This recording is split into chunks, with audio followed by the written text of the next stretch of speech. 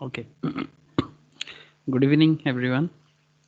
अच्छा देखो, हम लोग स्टडी नोट 7 पे डिस्कशंस कर रहे थे ऑपरेशन मैनेजमेंट। हाँ, ऑपरेशन मैनेजमेंट में स्टडी नोट 7 में थ्योरेटिकल जो पार्ट था वो डन हो चुका है। अभी कुछ प्रैक्टिकल्स है, जैसे कि ये इकोनॉमिकल जो आपका प्रिवेंटिव एंड मेंटेनेंस का पार्ट है। जैसे कि हर एक ऑर्गेनाइजेशंस पे कुछ ना कुछ जैसे कि आपको पता है कि मशीन्स चलते हैं, मशीन्स में ब्रेकडाउन होता है, फिर ब्रेकडाउन को ठीक भी किया जाता है। एंड सबसे इम्पॉर्टेंट चीज़, ब्रेकडाउन ठीक होता है, मेंटेनेंस होता है, स्पेयर्स मैनेजमेंट होता है। तो इसका जो थ्योरेटिकल पार्ट है वो तो हम लोगों ने कर लिया। अब जिस पर्टिकुलर पॉइंट पे हम लोग बात करने जा रहे हैं ना, वो है आपका प्रैक्टिकल एक्सपोजर, जिसमें आपको बेसिकली मेंटेनेंस जो है ना, मेंटेनेंस क्यों किया जाता है उसके ऊपर कुछ अलग अलग क्वेश्चंस देखना है। तो आपका जो भी थ्योरेटिकल कॉन्सेप्ट है उसको प्रैक्टिकली ट्रांसफर होगा, और यहाँ से क्वेश्चंस पूछते हैं एग्जाम में। ठीक है, so very B careful. Okay, तो बहुत ही अच्छे से देखो, बड़ा इजी है, नॉर्मल कॉस्टिंग है, नॉर्मल कॉस्टिंग का सम्स है, मतलब just basic sense of costings. Okay, तो जस्ट प्लस माइनस इसी तरह का, और कुछ नहीं। मतलब आपको कोई याद करने का जरूरत नहीं है, कुछ कॉमन सेंस लगाना है और थोड़ा सा देखना है, प्रैक्टिस करना है, बस हो जाएगा। ओके, तो मैं आपको स्क्रीन शेयर कर लेता हूँ, and after that screen share करके मैं आपको आगे आगे बताता हूँ कि आपको किस तरह से इसको रेडी करना है। Thank you sir. चलो देखते हैं। ओके, तो जैसे कि आपको पता है कि इन आवर लास्ट चैप्टर 7 में जो भी हम लोग जिस पर्टिकुलर पॉइंट पे हम लोगों ने मैटर को क्लोज किया था, अगर उसको आप देखो कि ऑब्जेक्टिव ऑफ मेंटेनेंस जहाँ से हम लोग कंप्लीट किए थे, आफ्टर दैट अभी हम लोग बात करने जा रहे हैं कुछ इलस्ट्रेशंस पे। ठीक है, जैसे आप देख सकते हो यहाँ पर जो इलस्ट्रेशंस, जैसे कि आप मेंटेनेंस पेयर्स मैनेजमेंट्स पे अगर देख सकते हो आप, फर्स्ट ऑफ ऑल क्वेश्चंस ध्यान से देखो, बड़ा ही इंटरेस्टिंग प्रैक्टिकल क्वेश्चंस है। A workshop has 20 numbers of identical machines. एक कंपनी है जिसके पास 20 आइडेंटिकल मशीन्स है, एक वर्कशॉप है मतलब जहाँ काम होता है। The failure pattern of the machines, अब मशीन्स होगा तो फेलियर तो होगा ना, मशीन्स रहेगा फेलियर होगा।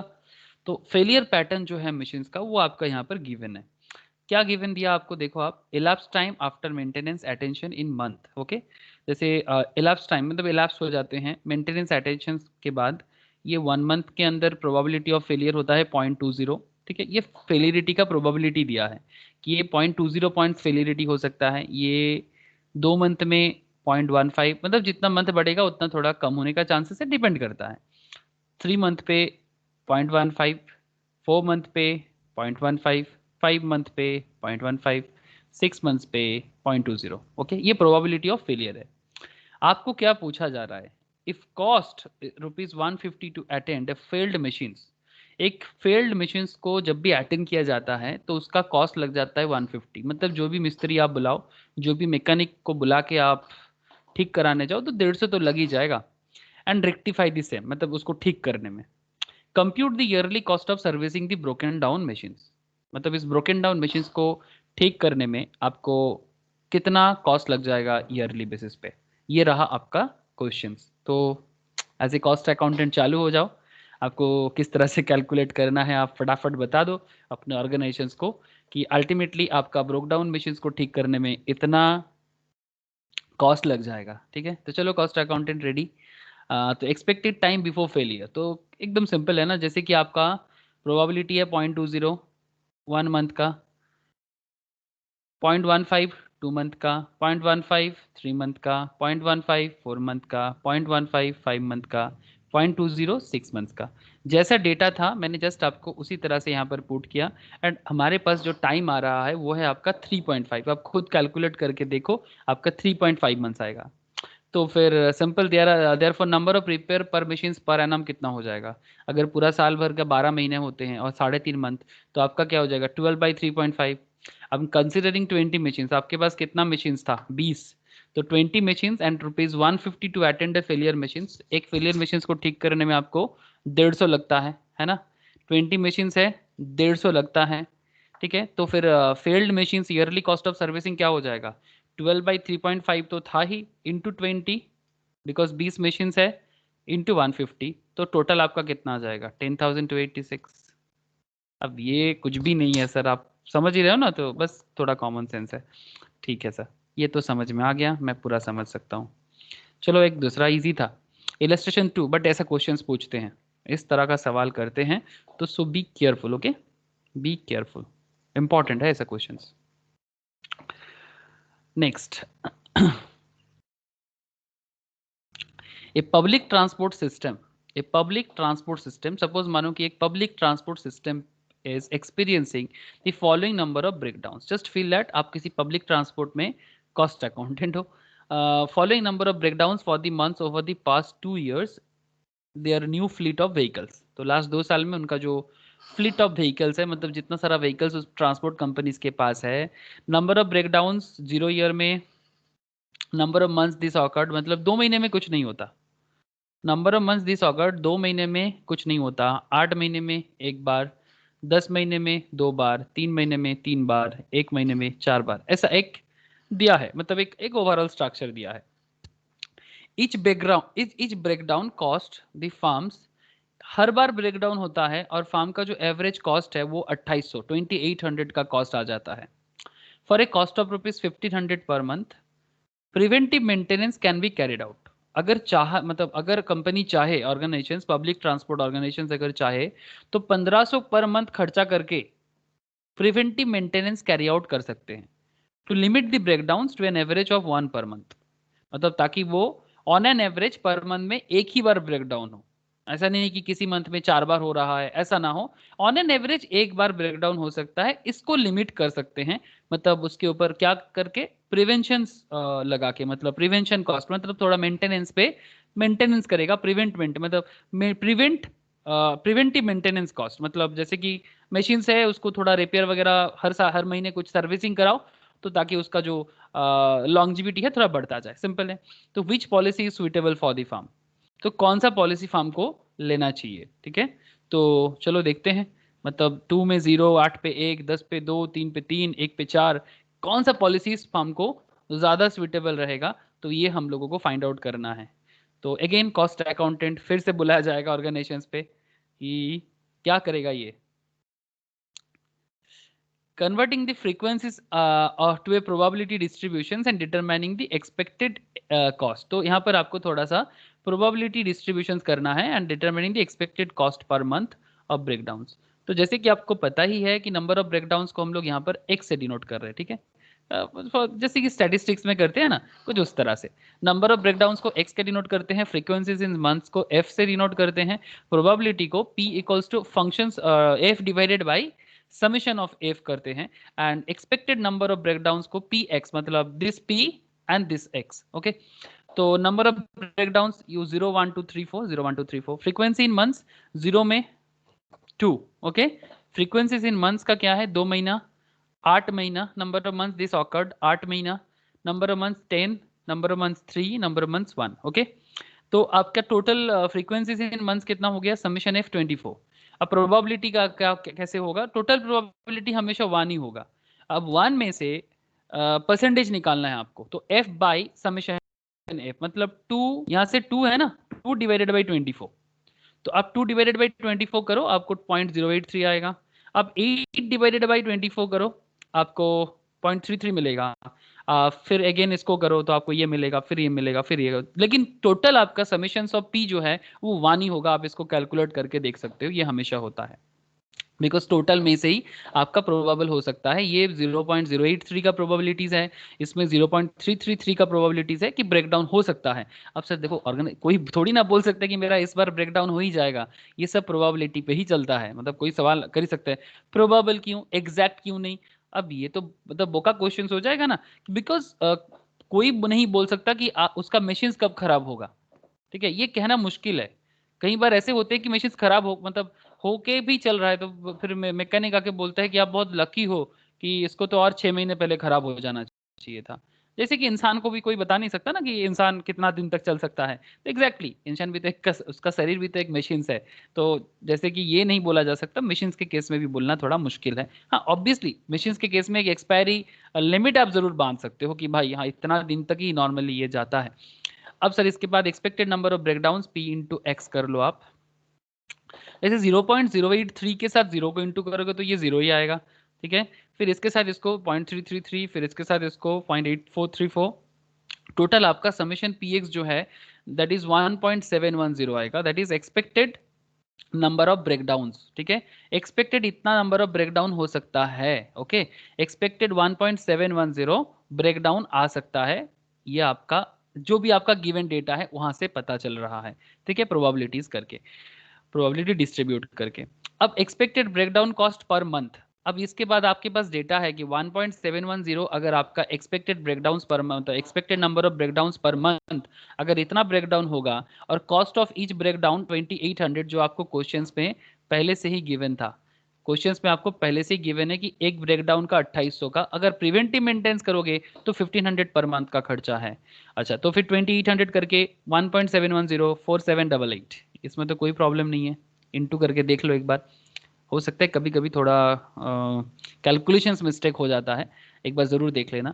Preventive maintenance cost per month, okay, average cost of one breakdown पर मंथ है 2800 and maintenance contract cost per month है 1500, तो कुल मिला के टोटल करने से कितना हो जाएगा ये 4300। 10 preventive maintenance policy is suitable for the farm, कैसे पता चला?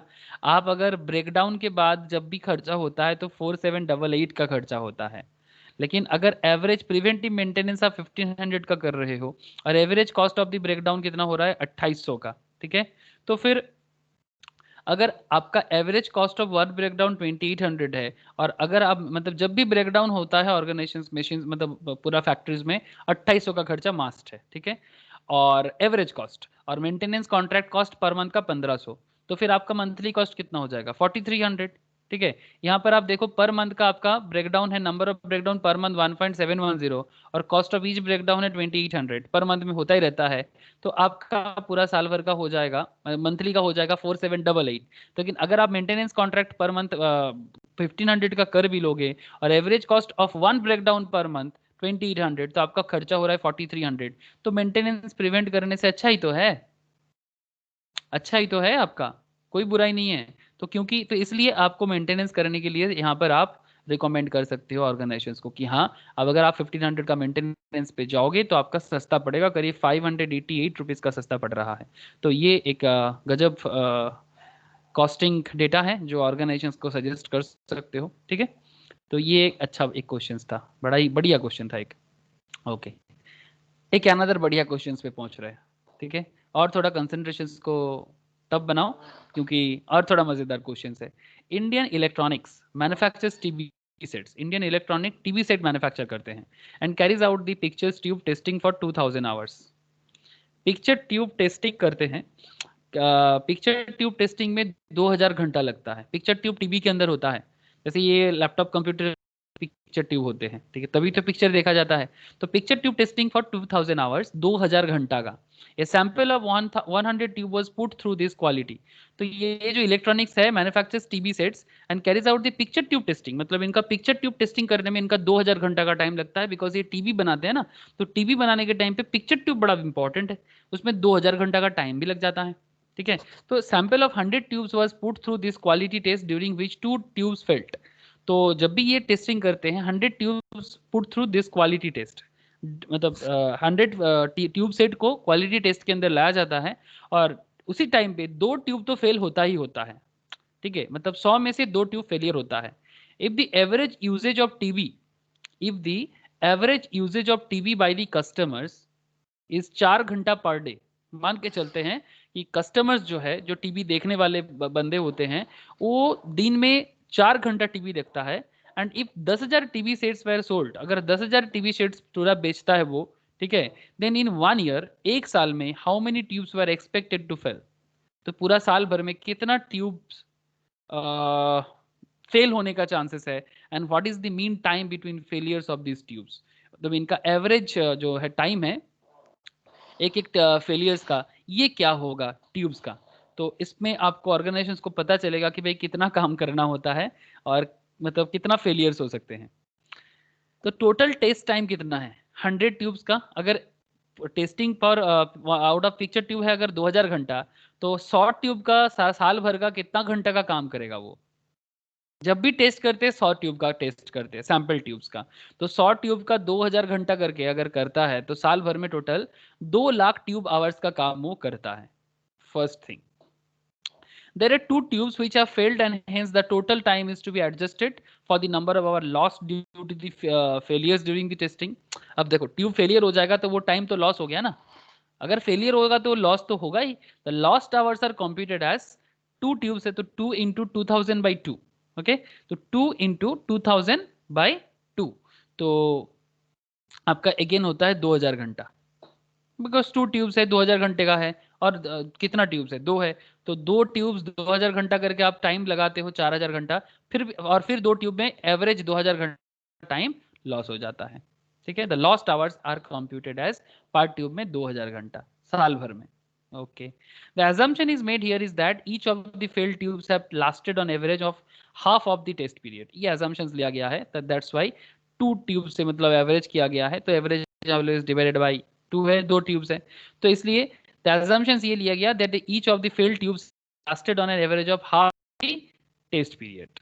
Therefore the test shows that there are 2 failures during, 2 failures है 2 लाख बाई 2000। ठीक है, 2 failures के लिए 2000, तो टोटल 2 लाख आवर्स काम कर रहा था, 2000 घंटा फेलियर्स के लिए गया, तो अल्टीमेटली आपका टेस्टिंग आवर्स क्या रहेगा 1,98,000 ट्यूब आवर्स ऑफ टेस्टिंग। ठीक है, जो फेलियर नहीं हुआ। During 365 days a year 4 hours a day TB देखा जाता है। For 10,000 tubes the number of expected failures. ठीक है, 10,000 टीबी सेट्स है। ठीक है, तो फिर for 10,000 tubes the number of expected failures. अब एक्सपेक्टेड फेलियर्स क्या है, 10,000 ट्यूब सेट्स, 10,000 ट्यूब फेलियर हो सकता है। अब यहीं पर वही देखना है कि अगर 2 ट्यूब फेलियर होते हैं, ठीक है, 2 डिवाइडेड बाई 1,98,000 पे, तो फिर 10,000 के लिए क्या होगा, into 10,000 into 365 into 4 equals to 147.48। That means 148 tubes approximately, मतलब साल भर में 2 लाख घंटे में से 100 ट्यूब्स में थे, अगर 2 ट्यूब्स खराब होते तो 10,000 का अगर देखा जाए, और अगर 10,000 का ट्यूब से टीवी सेट्स है 365 डेज में 4 घंटा टीवी देखा जाता है, तो 2 ट्यूब सेट के हिसाब से जो लॉस होता है 1,98,000 में, तो 148 tubes that is 147.47 tubes approximately failure होने का चांसेस है। तो मीन टाइम बिटवीन फेलियर्स क्या हो जाएगा 1,98,000 tube hours divided by 2 failures equals to हो जाएगा आपका 99,000 ट्यूब आवर्स पर फेलियर में 99,000 आवर्स, और 99,000 डिवाइडेड बाई 4 घंटा टीवी देखा जाता है साल भर में 365 डेज है, तो 67.8 ट्यूब ईयर्स 8 ट्यूब आवर्स। ठीक है, 67.8 ट्यूब आवर्स पर फेलियर, ये हो जाएगा का mean time between failures for those tube 67.8 tube hours. एक एक ट्यूब के फेलियर के बाद आपका 67.8 ट्यूब्स का पर फेलियर में आपको टाइम लग जाएगा। ठीक है, बस इतना ही बोला है, मतलब कितना ट्यूब आवर्स आपका लग जाएगा 67.8 ट्यूबर्स, मतलब टोटल 2 लाख ट्यूब आवर्स में से 67.8 ट्यूब आवर्स पर फेलियर में आपका दिक्कतें हो सकता है। तो इसलिए यहाँ पर पूछा है कि आपका फेलियर टाइम कितना होगा टोटल साल भर में। जब भी आप 100 करते हो तो 2 फेलियर होते हैं, तो 10,000 टीवी सेट्स है मार्केट में, आप सेल करते हो 4 hours a day and if 10,000 TV sets were sold, अगर आप बेचे हो आपका टीवी सेट्स का, तो उसमें से कितना प्रोबेबिलिटीज है कि how many tubes were expected to fail, कितना ट्यूब फेल हो सकता है, and what is the mean time between failures of these for these tube sets. मतलब इसमें आपका mean time between failures of this, इसमें आपका कितना मीन टाइम आपका फेलियर्स के पीछे जाएगा, तो वो हैगा आपका 67.8 ट्यूब्स आवर पर फेलियर के पीछे आपका टाइम जाएगा। तो जो लॉस होगा वो भी तो कॉस्टिंग में देखना पड़ता है ना, कि भाई कितना लॉस हो रहा है मेरा, कितना टाइम मेरा वेस्टेज में जा रहा है। ठीक है, देखो ये तो नॉर्मल हो ही सकता है, बट कितना होगा इसका एक कैलकुलेशन कर लेना बहुत ही वाइटल एक पॉइंट आपको बता रहा है। तो ये एक बहुत ही अच्छा क्वेश्चन था। ओके, अनदर एक illustration is very very important. Okay, तो इसको एक बार जरूर जरूर कर लीजिएगा। ओके आप लोग, next another another very very interesting question. ऐसा क्वेश्चंस बहुत बार पूछा गया है। एक company has 50 identical machines in its facilities. एक कंपनी के पास 50 आइडेंटिकल मशीन्स है फैसिलिटीज पे। The cost of servicing the cost of preventive servicing, मतलब प्रिवेंट मतलब कुछ दिक्कतें ना हो इसके लिए जो खर्चा हो करना पड़ता है, कुछ प्रॉब्लम ना हो मशीन पे, इस पे 20 रुपीज का खर्चा किया जा रहा है। And the cost of repair after breakdown के बाद जो खर्चा होता है उसको सीआर बोला जा रहा है, और प्रिवेंटिव सर्विस को सीपी बोला जा रहा है। The cost of repair after breakdown है आपका 100 का। The company sets the minimum cost preventive service frequency and has collected the data on breakdown probabilities in the following table. Please look this. Months after servicing, probabilities of machines breakdown by month. Months after servicing that breakdown occurs 1, 2, 3, 4, 5, 6, 7, 8. Okay. Probability that breakdown the occur, PI से probability of breakdown occur 0.10, 0.05, 0.05, 0.05, 0.10, 0.15, 0.15, 0.20, 0.20, कुल मिला के 1 होगा। हाँ, total probability always 1 होता है।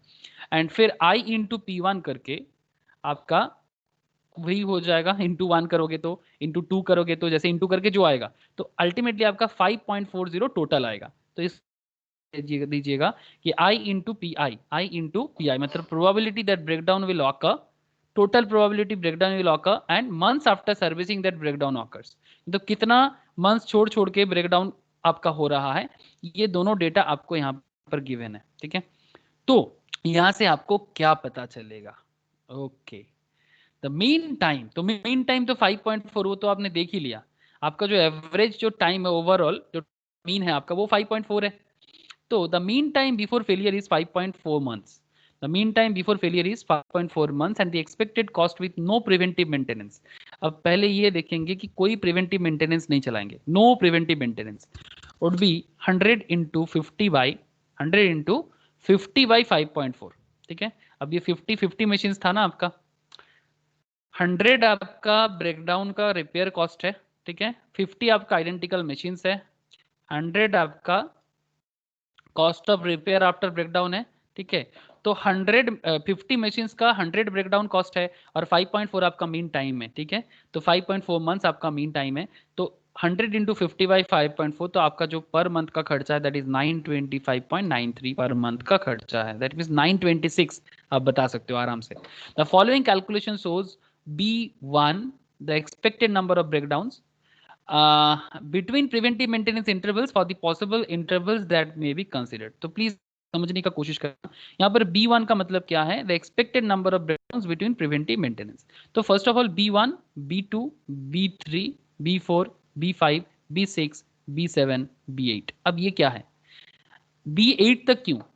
B8 तक इसलिए बिकॉज आपके पास B8 तक ही ना मंथ्स है, तो मंथ 1 के बाद आपका प्रिवेंटिव मेंटेनेंस के लिए जो आपका एक्सपेक्टेड नंबर ऑफ ब्रेकडाउन्स कितना हो सकता है उसका डेटा है ये। ठीक है, the expected number of breakdowns B1, the expected number of breakdowns, okay, between preventive maintenance intervals for the possible intervals that may be considered। B1 मतलब क्या है, MP1, B1 मतलब MP1 मतलब aim for machines है आपका 50 और P1 है आपका 0.10 जो आपको पहले ही क्वेश्चंस में आपका प्रोबेबिलिटी जो है वो 0.10 पहले से ही क्वेश्चंस में गिवन है 0.10। सिमिलरली सेकंड में 0.05, थर्ड में 0.05, फोर्थ में 0.10, फिर 0.15, फिर 0.15, टोटल है आपका PI 1, ये याद रखिएगा।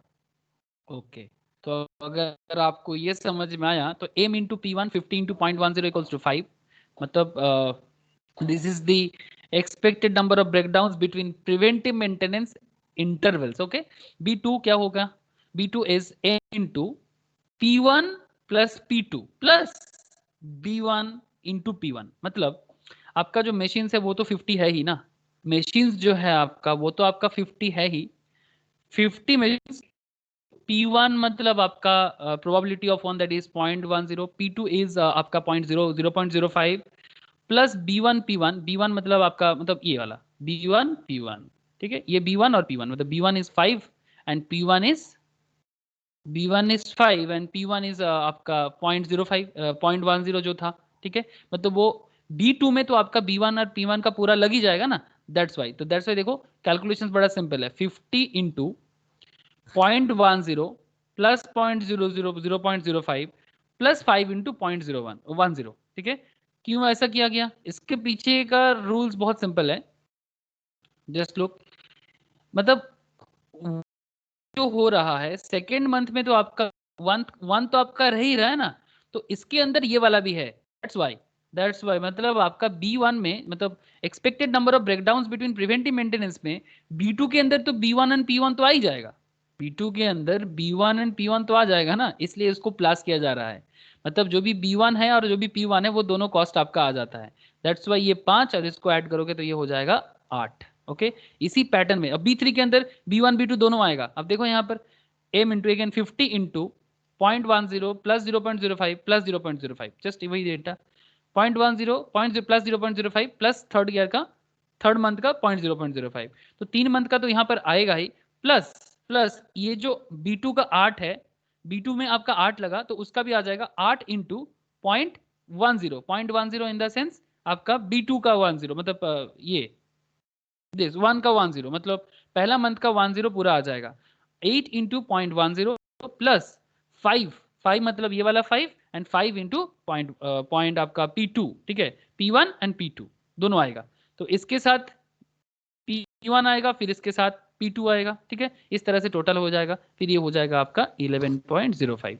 इसी तरह से B3 हो गया सेम टू सेम वे में, अगर आप इसी पॉइंट को सेम टू सेम वे में फिर से दोहराओगे ना तो फिर आपका B4 सेम पैटर्न में आएगा, ठीक है, सेम पैटर्न में आएगा। आप एक बार करके देखो फिर आपका आंसर आएगा कुछ 16.75 का। जस्ट एक बार आप इसी सेम पैटर्न को फॉलो करो, जैसे यहाँ पर जिस इंटरवल से ये हुआ है ना, सिमिलर इंटरवल्स में आप B4 B5 B6 B7 similar interval में आप फॉलो करो, देखो आपका ये सब क्वेश्चंस का जो भी आंसर आपको दिख रहा है ये जरूर आ जाएगा आपको, ठीक है।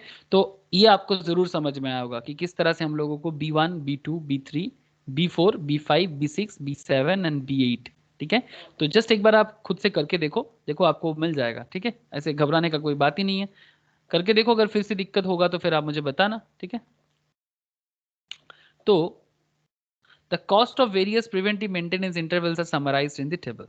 Cost of alternative preventive maintenance intervals. अब इसको एक पूरा का पूरा एक प्रोफार्मा में डालते हैं, ठीक है। तो number of months between preventive intervals services तो आपको देख ही रखा था, 1 से लेके 8 तक का है, ठीक है, 1 से लेके 8 तक का है। बीजे मतलब sir expected number of breakdown in J months, ठीक है, expected number of breakdown in J months मतलब ये 1 मंथ 2 मंथ्स 3 मंथ्स। 1 मंथ में एक्सपेक्टेड नंबर ऑफ ब्रेकडाउन आपने कैलकुलेट किया दैट इज 5, मतलब ये प्रोबेबिलिटीज है, ठीक है। जे मंथ्स मतलब 1 मंथ में 5 ब्रेकडाउन हो सकता है, 2 मंथ्स में 8 ब्रेकडाउन हो सकता है, 3 मंथ्स में 11.05 ब्रेकडाउन हो सकता है। मतलब जब आपको क्वेश्चंस में गिवन रहेगा तब आप डायरेक्ट पुट कर सकते हो, अगर गिवन नहीं रहेगा तो आपको इस तरह से कैलकुलेट कर लेना चाहिए, ओके। तो इस तरह से आप ये पूरा का पूरा अमाउंट यहाँ पर पुट कर दो, मतलब जो expected number of breakdown in J months मतलब 1 मंथ में कितना जो आपने ऑलरेडी कैलकुलेट कर लिया। अब expected cost per month to repair breakdown, ये कैसे पता चलेगा, ये तो आपको पता ही है ना, 100 करके आपका कॉस्ट लग रहा था, 100 करके आपका रिपेयर ब्रेकडाउन कॉस्ट लग रहा था 100, और आपका प्रिवेंटिव सर्विसिंग था 20, तो बस वही किया गया यहाँ पर। आपका ब्रेकडाउन कॉस्ट है 100, तो 100 इंटू 500, 100 अच्छा 100 into 5 divided by preventive service मतलब number of months between preventive service that is J, तो 5 इंटू 100 डिवाइडेड बाई 1 तो क्या हो जाएगा 500, 5 इंटू 100 डिवाइडेड बाई 1, फिर 400 इंटू आपका ये हो जाएगा sorry 8 into 100, 8 into 100 800 divided by 8 into 100 divided by 2 400। Similarly ये भी करो आ जाएगा 360.33। सिमिलरली सेम पैटर्न में मतलब इसके साथ 100 को इंटू करो डिवाइडेड बाई 3 करो, इसके साथ 100 को इंटू करो डिवाइडेड बाई 4 करो, इसके साथ 100 को इंटू करो डिवाइडेड बाई 5 करो, तब जाके आपको ये सारा का सारा डेटा मिल जाएगा, ओके। ये था इसका हिसाब। अब इस तरह से आपको expected cost per month to repair breakdown समझ में जरूर आ जाएगा। फिर आता है cost per month for preventive service every J month, okay, every J month cost per month for preventive service. अब आपका जो कॉस्ट है प्रिवेंटिव सर्विस का कॉस्ट कितना है 20 करके, हेलो, प्रिवेंटिव सर्विस का कॉस्ट कितना है 20 करके सीपी, ठीक है, यहाँ पर थोड़ा सा प्रिंटिंग मिस्टेक्स है, ये CR नहीं ये CP होगा, ओके, बिकॉज ये प्रिवेंटिव सर्विस है ना तो ये P होगा, ठीक है, CP। तो CP ऑफ एम मतलब मशीन, नंबर ऑफ मशीन कितना है 50, तो अगर मैं आपको पहला वाला दिखाऊं तो CP कितना है 20 इंटू 50 डिवाइडेड बाई जे मतलब 1, तो 20 इंटू 50/1, तो 1000/1 कितना हो जाएगा 1000। फिर again 20 into 50 again 1000, 1000 divided by 2, 20 into 50 divided by 2, okay कितना हो जाएगा 500। तो 1000 डिवाइडेड बाई 2 हो जाएगा आपका 1000 डिवाइडेड बाई 2 हो जाएगा आपका 500।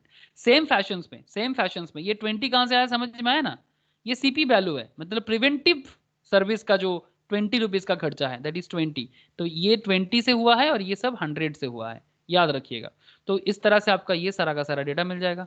अब दोनों को टोटल करना, expected cost per month to repair breakdown and cost per month for preventive service, दोनों को ऐड करोगे तो आपको ये सारा डेटा मिलेगा। 1000 प्लस 500 1500, 500 प्लस 400 आपका आ जाएगा 900, 368, 333 का जो है वो 701, ये सारा का सारा प्लस करके ये डेटा आ जाएगा।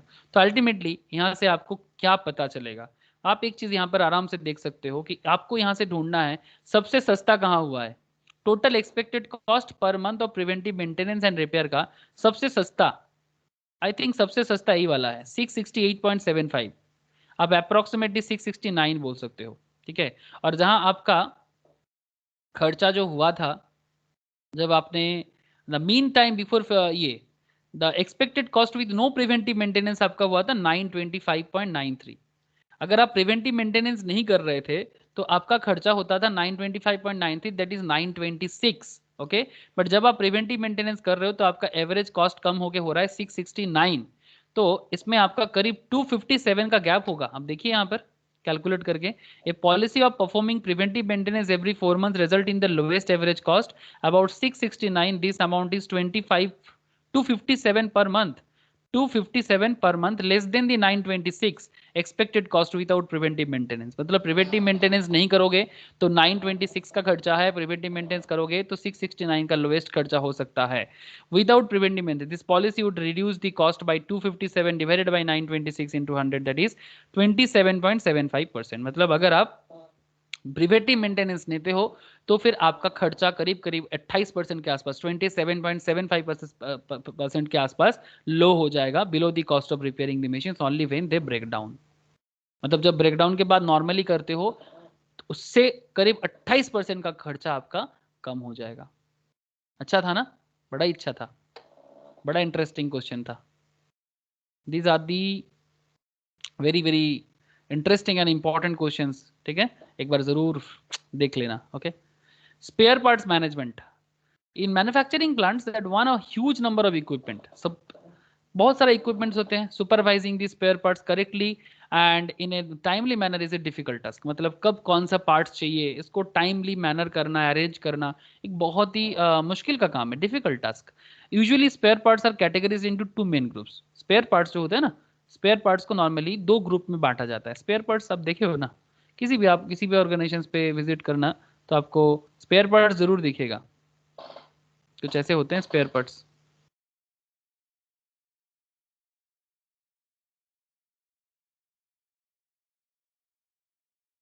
ये ऊर्जा पुर्जा ये देख रहे हो ना, these are the spare parts. अब कौन सा मशीन पे क्या लगेगा दैट्स अ डिफरेंट थिंग्स, ठीक है। तो ये स्पेयर पार्ट्स होते हैं जो एक मशीन्स के अंदर लग सकता है। तो ये जो स्पेयर पार्ट्स का खेल है वही यहाँ पर बता रहे हैं, स्पेयर पार्ट्स को कैसे मैनेज किया जाए। आई होप आप बात को समझ पा रहे हो। तो एक होता है फास्ट मूविंग, एक होता है स्लो मूविंग, ठीक है। अब फास्ट मूविंग स्लो मूविंग यहाँ पर मतलब क्या है कि मशीन्स के अंदर क्या फास्ट मूव करते हैं क्या स्लो मूव करते हैं, ध्यान से देखना कौन सा केस है। Fast moving spares are those that are usually required मतलब जो मतलब बहुत ऑर्गेनाइजेशंस के लिए क्या है कि जो बहुत फ्रीक्वेंटली लगता है, that is called fast moving. And slow moving spares are those that are hardly ever required. कुछ पार्ट्स ऐसे होते हैं जो बहुत ही देरी होता है चेंज करने में। जैसे आप लोग एक्वागार्ड देखे हो, आपको मैं एक दिखाता हूँ, रुको। एक्वागार्ड इन द सेंस मैं आपको वाटर प्यूरीफायर बताता हूँ। वाटर प्यूरीफायर में कुछ चीज़ें ना बहुत जल्दी खराब होते हैं, और वाटर प्यूरीफायर का कुछ पार्ट्स ऐसे भी होते हैं, जैसे अगर आपको मैं इसका एक अच्छा चीज़ है कि अंदर का सब चीज़ दिखता है, ठीक है। सॉरी, ये सब डायरेक्ट देके रखा है पापा, एकदम शॉपिंग के लिए ही देख के रखा है, ठीक है। यहाँ पर मैं जितना जानता हूँ कि इसके अंदर जैसे कि ये यूवी है, ठीक है, यूवी है, या फिर आपका जो आपका क्या बोलते हैं उसको, मुझे अभी याद नहीं आ रहा है। बेसिकली सबसे ज्यादा जो आयरन गार्ड होते हैं ना, वो आयरन गार्ड बहुत जल्दी जल्दी फ्रीक्वेंटली चेंज करना पड़ता है, बट यूवी वगैरह ठीक है, यहाँ पर आर ओ यूएफ मेम्ब्रेन बोल के एक होते हैं, टीडीएस कंट्रोल होता है, ठीक है। ये आर ओ यूएफ ना बहुत ही रेयरली चेंज होते हैं, मैं जितना जानता हूँ, मतलब 2 साल 3 साल में शायद एक बार आपको चेंज करना पड़े, बट नॉर्मली जो आपका ये होता है ना, जिसपे आपका नॉर्मली आयरन गार्ड्स वगैरह जहाँ होता है, वो बहुत फ्रीक्वेंटली चेंज होता है, ठीक है, या फिर फ्रीक्वेंट सर्विसिंग का जरूरत होता है। तो इसलिए R O plus UV plus UF plus TDS, ठीक है, तो इस तरह का कॉन्सेप्ट के साथ इसको अंदर में बनाया गया है। तो उसमें कुछ पार्ट्स ऐसे होते हैं ना जो मोटा मोटी हर 6 महीने 1 साल के अंदर आपको बड़ा घड़ी घड़ी चेंज करना पड़ता है। कुछ चीज़ें ऐसे भी होते हैं जिसको रोज रोज चेंज करने का जरूरत नहीं होता है, ठीक है। तो यहाँ पर fast moving and slow moving का कॉन्सेप्ट आई होप आपको एक सिंपल सा एक्वागार्ड या फिर एक वाटर प्यूरिफायर से आप बड़ा इजीली समझ सकते हो, ठीक है। तो hardly ever required, that is a slow moving. The managers come across in difficulties to keep track of the spare parts used and determine future demand manually. The main objective of this project is to create a database management system, एक DBMS form करना है, that will help the manager with the process of supervising spare parts. The system should do the following to keep track: keep record of the spare parts required for a particular type of maintenance, keep record of the spare parts received and used in the past, मतलब जो past में बहुत बार use हुआ है उसका एक जरूर data रखो, ताकि जरूरत में आपको वो जरूरी बहुत जल्दी आपको आपके मतलब जो स्टोर है वहां से मिल जाए। Keep record of spare parts vendors, मतलब कौन कौन ये स्पेयर पार्ट्स रखता है, कौन कौन सेलर है इसका, उसका डेटा रखो। And focused future demand for fast moving spare parts based on the past consumptions, है ना। तो दीज आर दी थिंग्स जो एक मैनेजर को, एक कॉस्ट अकाउंटेंट को, एक मैनेजमेंट अकाउंटेंट को इस तरह का चीज़ें का बहुत अच्छे से ध्यान रखना है। और उसके लिए उसको एक डीबीएमएस फॉर्म करना है, मतलब एक सॉफ्टवेयर होते हैं सर डीबीएमएस का, आप उसको आजकल सॉफ्टवेयर होता है डीबीएमएस का, ठीक है, डेटाबेस मैनेजमेंट सिस्टम का। आजकल बहुत सॉफ्टवेयर निकल गया है sir, SAP types of, tally के अंदर भी कुछ ऐसे हुआ है सर, स्टॉक मैनेजमेंट के लिए कुछ बना है, वहीं पर आप मैनेज कर सकते हो, ठीक है। तो there are lots of DBMS software market में मिलता है, जिसके ऊपर बेस करके आजकल कंपनी ये सब काम करते हैं, ओके। तो अभी इसके ऊपर कुछ क्वेश्चंस है, कुछ और पार्ट्स है, जैसे रेगुलर स्पेयर्स। रेगुलर स्पेयर्स का एक बहुत ही अच्छा कॉन्सेप्ट है, देख सकते हो आप। रेगुलर स्पेयर्स को कैसे याद रखोगे, बड़ा इंपॉर्टेंट एरिया है, एक बड़ा इंपॉर्टेंट और इंटरेस्टिंग नाम भी है। The spare parts record regularly and in substantial number, both reliability and per unit cost of these items are less, ठीक है। जो स्पेयर पार्ट्स एक रेगुलर मैटर में यूज होता है, उसका एक सब्सटेंशियल नंबर पे उसको देखना पड़ता है, रिलायबिलिटीज भी उसका बहुत होता है। तो उसको ना एक सर्विस लेवल पे एक कू कू एंड कू प्लस को, ठीक है, कू को कॉन्सेप्ट में याद रखा जाता है, के यू बाई के यू प्लस के ओ, कू बाई कू प्लस को, कू बाई कू प्लस को। अब कू फॉर क्या है, कू for opportunity cost of under stock of 1 unit, कू for opportunity cost of under stock of 1 unit, मतलब के for opportunity cost and under, under के लिए यू है, ओके, अंडर स्टॉक के लिए यू है, मतलब अगर वो स्टॉक कमती है तो उसका 1 यूनिट ना होने के कारण जो अपॉर्चुनिटी कॉस्ट ऑर्गेनाइजेशन को लूज होता है, that is the formula, that's why के यू कू, ओके। एंड को for opportunity cost of over stock of 1 unit, मतलब जो पार्ट्स का 1 यूनिट एक्स्ट्रा रहने से आपका जो फालतू का मतलब फालतू का कॉस्ट बेयर हो रहा है, आप मतलब उसके जगह में आप कोई जरूरत का चीज रख सकते थे। तो किसी भी चीज को ओवर स्टॉक करना भी अच्छा बात नहीं है और अंडर स्टॉक करना भी ऑर्गेनाइजेशन के लिए अच्छा बात नहीं है। तो इसके लिए क्या यूज किया जाता है रेगुलर स्पेयर्स के लिए, कू बाई कू प्लस को, ओके। तो प्लीज याद रखना के यू, अगर आपको इसके रिगार्डिंग डेटा भी देगा तो आप सॉल्व भी कर सकते हो, अगर इफ के यू इज गिवन, ठीक है। अब के यू इज गिवन, दो के यू गिवन है एंड के ओ भी गिवन है, तो आप आराम से निकाल सकते हो कू बाई को प्लस को क्या होगा, okay. That is the service level, okay, service level. तो सर्विस लेवल इक्वल्स टू कू बाई कू प्लस को। I hope no issue, no problem, okay. बड़ा मजेदार नाम है, कू कू, कू बाई कू, कू बाई कू प्लस को, ठीक है सर, छोड़ो sir. Insurance pairs, insurance pairs is a spares that you hold in your spares parts in inventory that you would not expect to use in the normal life of the plant and equipment, but if not available when needed it would result in significant losses, okay, this is insurance spares।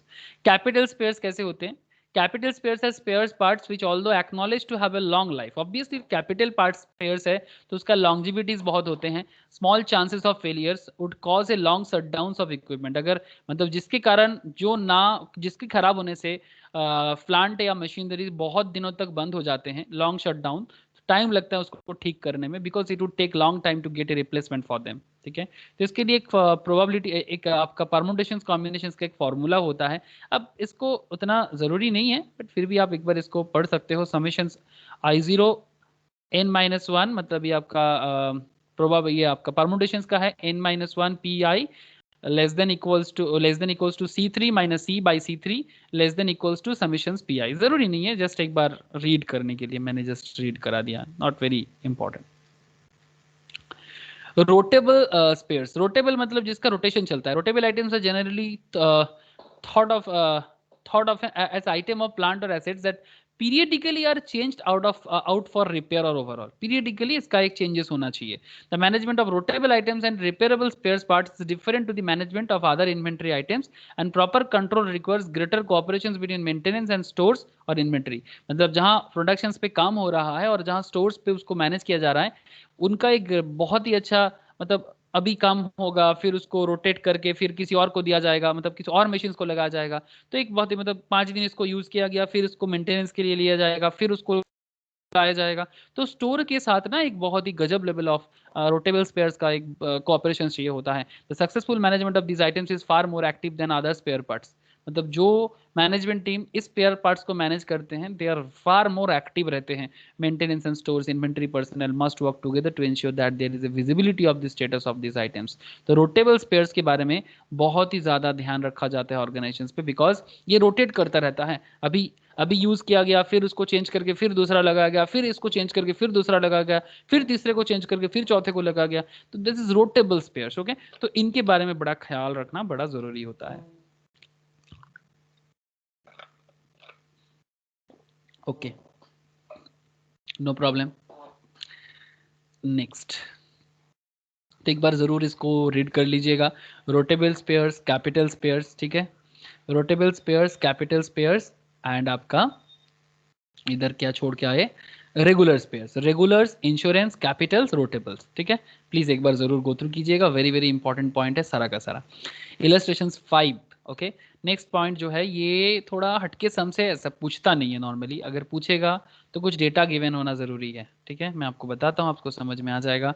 Compute the requirement of spares for breakdown maintenance for an item that exhibits a Poisson behaviour. ये आपका statistics में एक होता है Poisson distribution, उसका एक table होता है पॉइजो टेबल। ओके, तो पॉइजो डिस्ट्रीब्यूशन या Poisson behaviour for failure rates with a mean breakdown rate of 5 items per month. If the load time for procuring these spares is 1 month and a service level of 90% is to be used, what buffer stock, buffer मतलब emergency stock of these items should be maintained? A fixed reorder quantity system of inventory is being used। okay, मतलब इसको थोड़ा Poisson table के साथ करना पड़ता है, तो इसका कुछ assumptions यहाँ पर लिया गया। assumptions मतलब टेबल गिवन रहेगा, अगर देगा तो, नॉर्मली नहीं देता है, ऐसा कभी नहीं आया। Buffer stock is required to cover the lead time only, that is to cover 1 month period। Mean consumption rate 5 per month, mean consumption rate 5 per month. Okay, तो अगर मीन कंजम्पशन रेट 5 पर मंथ है and referring to the Poisson table, जैसे यहाँ पर आप देख सकते हो पॉइजो डिस्ट्रीब्यूशन टेबल को रेफर करके जब मीन कंजम्पशन को ए माना गया, ए इक्वल्स टू अगर 5 होगा तो x इक्वल्स टू 7 होगा एंड x इक्वल्स टू 8 होगा, और उसका क्यूमुलेटिव प्रोबेबिलिटीज 0.867 एंड 0.932 होगा। अगर ऐसा होता है टेबल के हिसाब से, with the 7 items only, 86.7% service level is attained and with 8 items 93.2% service level is attained। तो अगर 7 आइटम से 86.7% आप सर्विस लेवल दे सकते हो, उससे बेहतर है 8 आइटम से आप 93 करते हो जहां पर आपका service level 90% to be used है। तो फिर अगर 90% से अच्छा है तो आप 93.2% यूज कर लो। तो that's why since one would on the higher side of the service level, तो फिर value of x 8 should be chosen as per the Poisson distributions, because 8 में आपका 93% का ये को आप into 100 करोगे तो आपको परसेंटेज मिल जाता है, तो 93% सर्विस आप यूज कर सकते हो। तो that's why this means the amount of spare stocks that has to be kept must correspond to a maximum demand rate, that is demand maximums of 8 during the lead time. In other words, we should keep a buffer stock. ये formula थोड़ा देख लो, buffer stock को maintain करने के लिए क्या use होता है, D max minus D average. तो डी मैक्स आपका क्या है 8 और डी एवरेज आपका 5, तो 8 माइनस 5 इक्वल्स टू 3। तो 3 स्टॉक आपको हमेशा मेंटेन करके रखना है, ठीक है, जो आपका इमरजेंसी में काम आएगा। डी मैक्स 8 होगा और डी एवरेज 5 होगा, तो बफर स्टॉक आपका हो जाएगा 3। इसको थोड़ा याद रखिएगा, बाकी जरूरी नहीं है, ठीक है, बस एक बार गो थ्रू कर लिया आपने कि पॉइजो टेबल को कैसे यूज किया जाता है, दैट्स एनफ। ओके, और 8 को क्यों लिया गया, बिकॉज 90% यूज कर रहा था और 90 अगर 8 में मुझे 93% मिल रहा है सर्विस लेवल, तो मैं क्यों ना 93% पे जाऊं, that's why. Another important questions पे अभी आएंगे। SAFT, the main SAFT of an equipment has a very high reliability of 0.990। SAFT क्या होता है जानते हो? SAFT ना चाकी होता है, चाकी, चाकी देखे हो कभी? चाकी कैसे होता है, आपको दिखाता हूँ। SAFT चाकती होता है, वो मिल के अंदर होता है।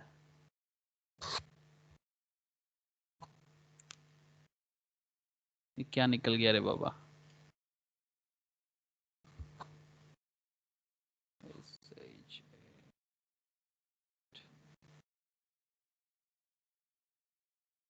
हाँ कुछ ऐसे होते हैं बियरिंग टाइप का, इसको सैफ्ट बोलते हैं, ठीक है।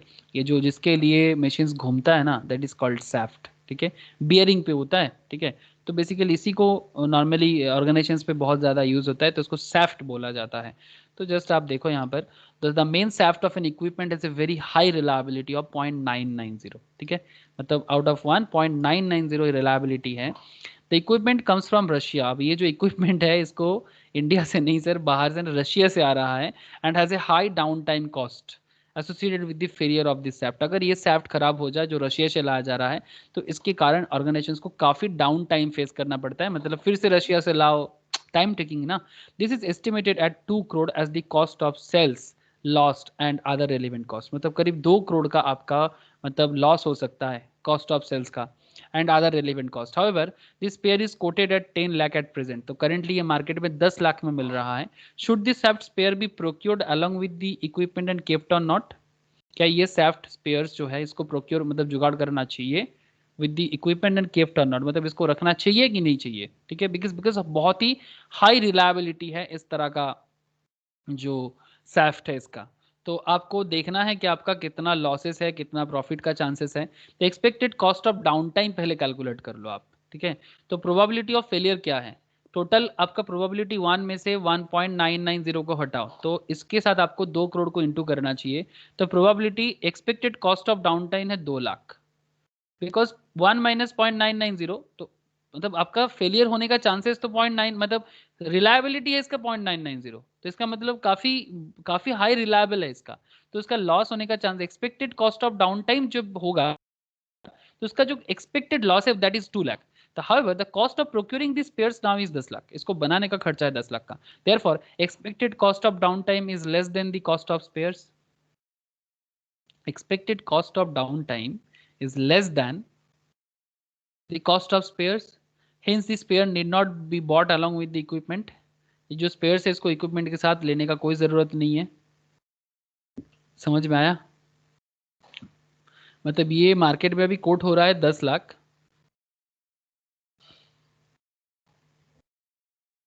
ठीक है, तो अगर इसका खराबी हो जाए तो 10 लाख का खर्चा हो जाएगा, और आपका जब डाउन टाइम में 2 लाख का खर्चा होता है, तो इसको प्रोक्योर करने से आपका 8 लाख का लॉस हो जाएगा करीब करीब, ठीक है। तो the cost of procuring this pairs now is 10 lakh, therefore expected cost of down time is less than the cost of spares, hence this pair need not be bought along with the equipment. अभी लेने के लिए मना कर रहा है equipment के साथ, ओके। तो बाद में देखा जाएगा, बट करेंटली इसको मना कर रहा है बिकॉज आप उसके लॉस हो जाएगा। तो ये एक था आपका, ठीक है, इंटरेस्टिंग क्वेश्चन था। कुछ मोर इलस्ट्रेशंस दिया है, ठीक है, आपको मैं 2-4 कुछ क्वेश्चंस बताता हूँ, कुछ होमवर्क पे भी रखूंगा, मतलब जिसको आप खुद प्रैक्टिस करोगे, ठीक है, हो जाएगा सर, ज़्यादा बहुत ही इजी इजी क्वेश्चंस है। PQR company has kept records of breakdowns of its machines for 300 days work as shown below. Number of breakdowns 0, 1, 2, 3, 4. Okay. Frequency in days 40, 150, 70, 30, 10. Total मिला के 300. The firm estimate that each breakdown cost 650. एक बार breakdown होगा तो खर्चा होगा 650 का, and is considering adopting a preventive maintenance program which would cost 200 per day. Preventive maintenance करोगे तो 200 per day and limit the number of breakdown to an average of 1 per day, और breakdown को दिन में ऑन एन एवरेज एक दिन का ही करेगा. What is expected annual savings from the preventive maintenance program. अगर प्रिवेंटिव मेंटेनेंस प्रोग्राम लिया जाएगा तो उसमें कंपनी को कितना सेव हो सकता है, कंपनी को कितना सेव हो सकता है. ठीक है, ये रहा आपका सवाल. तो बहुत ही इजीली हो जाएगा. अगेन उसी तरह से हो जाएगा. नंबर ऑफ ब्रेकडाउन्स को एक्स, ऐसे क्वेश्चंस किए ना अभी कुछ देर पहले.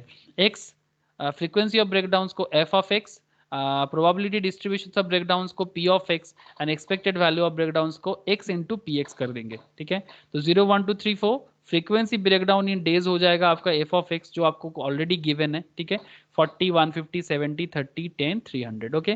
प्रोबेबिलिटी डिस्ट्रीब्यूशन ऑफ ब्रेकडाउन्स बड़ा इजी है. 40/300 कर लो 0.133, 150/300 0.500, मतलब 0.5. सिमिलरली 70/300, 30/300, 10/300. इस तरह से आपका टोटल तो 1 हो ही जाएगा. Expected value 40 into 0 x into P of x, x into P of x, तो 0.133 इंटू 0 नील, 0.5 इंटू 1 0.5, 0.233 इंटू 2 4.476. इस तरह से आपका आएगा 1.4. तो आपका एक्सपेक्टेड वैल्यू ऑफ ब्रेकडाउन हो जाएगा 1.4. तो total number of breakdown per day हो जाएगा आपका 1.4. तो कॉस्ट ऑफ ब्रेकडाउन कितना हो जाएगा, 650 के साथ आपको इसको इंटू कर देना चाहिए. 650 के साथ इंटू करोगे तो आपका हो जाएगा cost of breakdown per day हो जाएगा 910.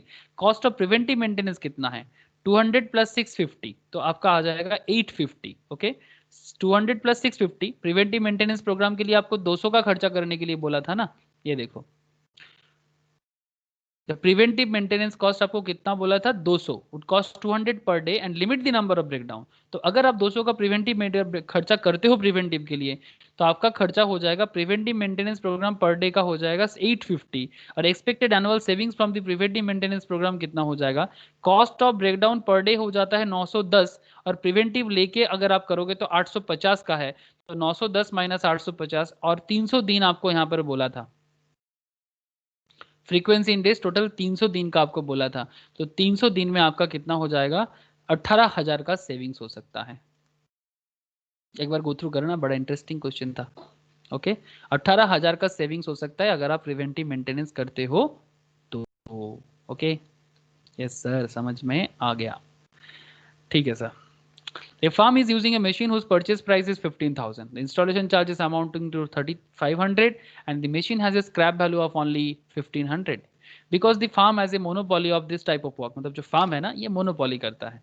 मतलब ऐसा फार्म मार्केट में नहीं है, या तो नहीं है या फिर हार्डली एक दो है. एक दो भी नहीं रहेगा, ये एक ही सिंगल है. Like Indian rail, Delhi metro, इस kind of monopoly of this type of work. The maintenance cost in various years is given below.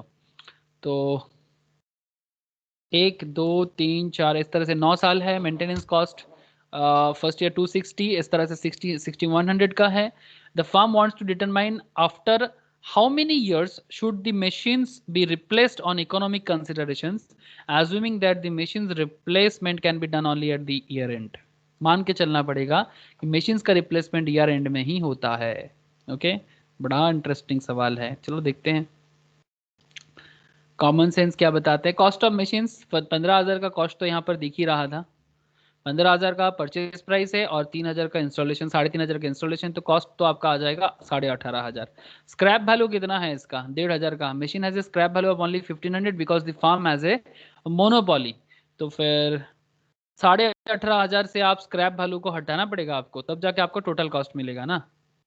मतलब cost of machines minus scrap value तो जरूरी है. तो एक बार काम करते हैं, year maintenance cost, cumulative maintenance cost, machine scrap value, total cost, annual देते हैं. ठीक है, तो ईयर आपका 9 साल का है. मेंटेनेंस कॉस्ट गिवन है ना, पूरा का पूरा डेटा को बस स्टैट की तरह पुट कर दो, कोई काम नहीं है, बस मेहनत का सम्स है, ये कुछ नहीं है सम्स में, मेहनत का सम्स है. सारा का सारा पुट कर दिया. क्यूमुलेटिव मेंटेनेंस कैसे आता है, क्यूमुलेटिव 260 प्लस 760, 260 के साथ 760 इंटू करो तो 1020 आएगा। फिर 760 के साथ 1100 इंटू करो 2120 आएगा। इसके साथ इसको प्लस, सॉरी इंटू नहीं, सॉरी प्लस करते हो, चलो क्यूमुलेटिव करने से प्लस करना था। इसके साथ इसको प्लस करो 3720 आ जाएगा। 1100 प्लस 1600, गलत बोल दिया क्या? एक सेकेंड, एक सेकेंड में क्या मैंने गलत बोल दिया, एक बार चेक कर लेता हूँ मैं। 260 प्लस 760 1020, सही बोला।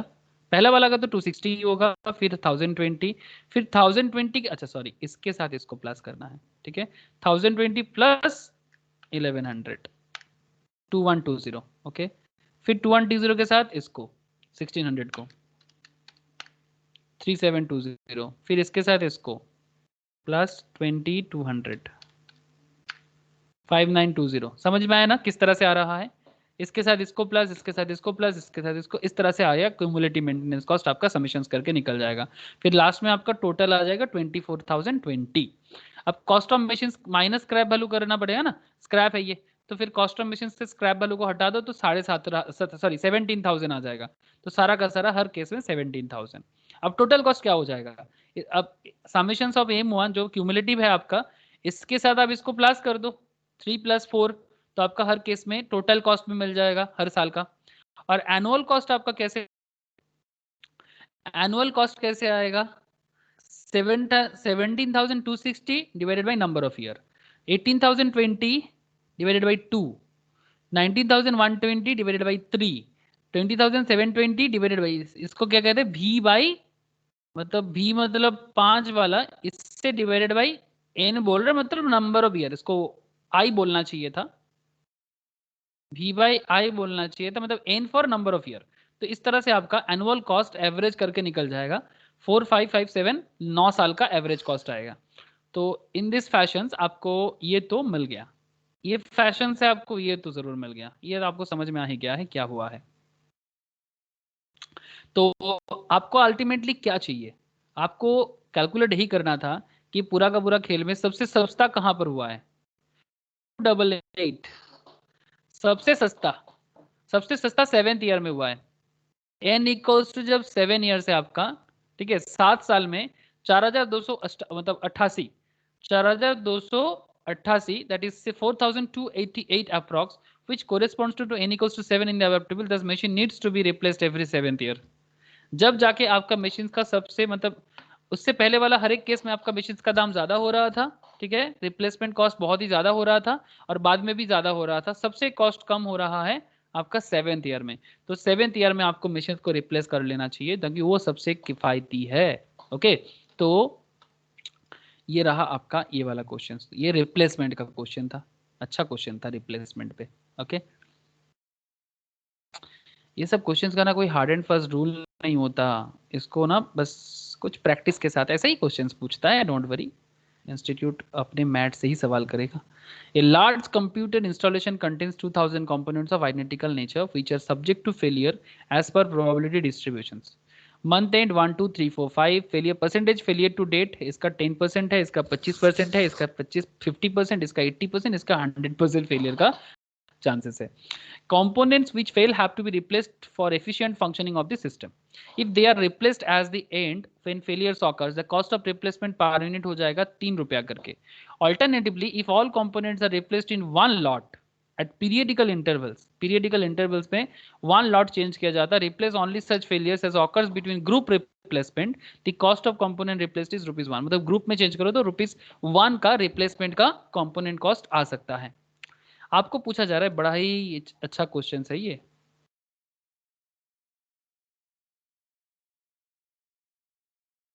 आपको सवाल किया जा रहा है, पहला question, assess which policy of replacement would be economical, मतलब कौन सा पॉलिसी सबसे इकोनॉमिकल रहेगा? If both replacement is economical at current cost, then asset assess at what cost, assess मतलब आपको एसेस करने बोल रहा है, at what cost of individual replacement would group replacement be uneconomical, मतलब इंडिविजुअल रिप्लेसमेंट या ग्रुप रिप्लेसमेंट में uneconomical क्या हो रहा है वो एसेस करो।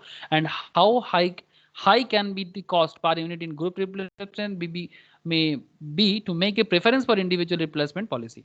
चलो सॉल्व करते हुए एक एक क्वेश्चन समझते हैं। How high can the cost per unit in group replacement to make preference for individual replacement, कितना ज्यादा हाई होगा। अच्छा, सबसे पहले तो प्रोबेबिलिटी का जो हिसाब है उसके ऊपर बता देते हैं। मंथ तो आपको पता ही है 1 2 3 4 5 करके दिया हुआ है। प्रोबेबिलिटी फेलियर भी गिवन है, और तो P1 X1 करोगे तो आपका अल्टीमेटली 3.35 मंथ, ये तो समझ में आ गया, इसमें कुछ नहीं है। Average life of component months आपका हो जाएगा 3.35। तो एवरेज नंबर ऑफ रिप्लेसमेंट कितना कर दोगे, एवरेज नंबर ऑफ मंथ आपका 3.35 मंथ, और एवरेज नंबर ऑफ रिप्लेसमेंट आपका यहाँ पर बोला था large computer installation content 2000 components, ठीक है।